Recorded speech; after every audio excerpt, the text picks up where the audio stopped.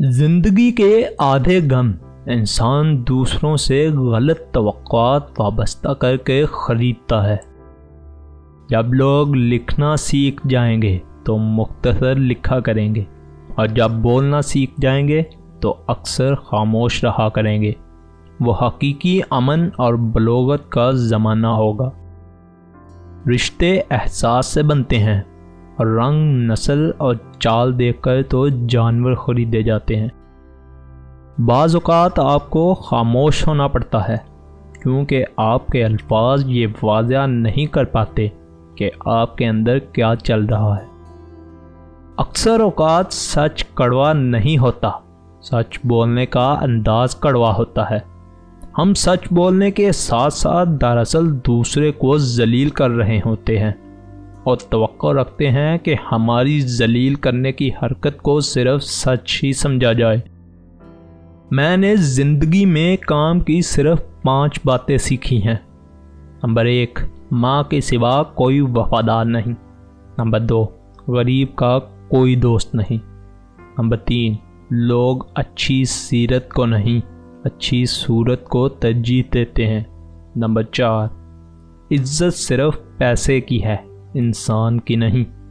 Number 5، انسان جس شخص کے لیے دل سے مخلص ہو وہی شخص زیادہ دکھ دیتا ہے۔ کوئی آپ سے محبت لینے آئے تو اسے محبت دینا، محبت سکھانے نہ لگ جانا۔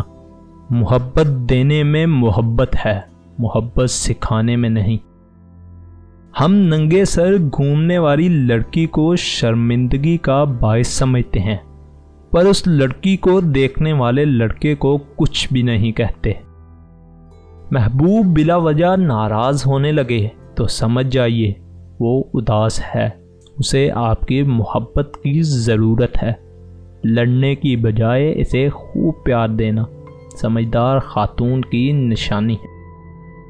محبت میں مجبوریاں آئیں تو سب مجبوریوں کو مجبور کر کے محبت چلانا، اپنی زندگی کا فیصلہ خود لینا، کیونکہ آج اگر جذبات میں آ کر محبت چھوڑی تو زندگی زندہ لاش کی طرح گزرے گی، اور جن کی وجہ سے مجبور ہو کر آپ محبت چھوڑو گے وہ بھی آپ کا ساتھ کبھی نہیں دیں گے۔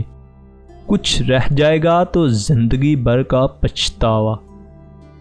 جب آپ تجربات سے بھر چکے ہوتے ہیں تو اس قدر بوڑھے بھی ہو چکے ہوتے ہیں کہ کوئی بھی آپ کے تجربات کو ملازمت نہیں دیتا۔ اللہ تعالیٰ جس کو اپنی آپ یاد دلانا چاہتا ہے اسے دکھ کا الیکٹرک شاک دے کر اپنی جانب متوجہ کر لیتا ہے۔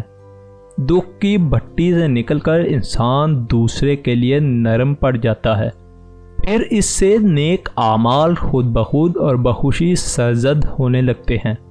دکھ تو روحانیت کی سیڑھی ہے جس پر صابر و شاکر ہی چڑھ سکتے ہیں۔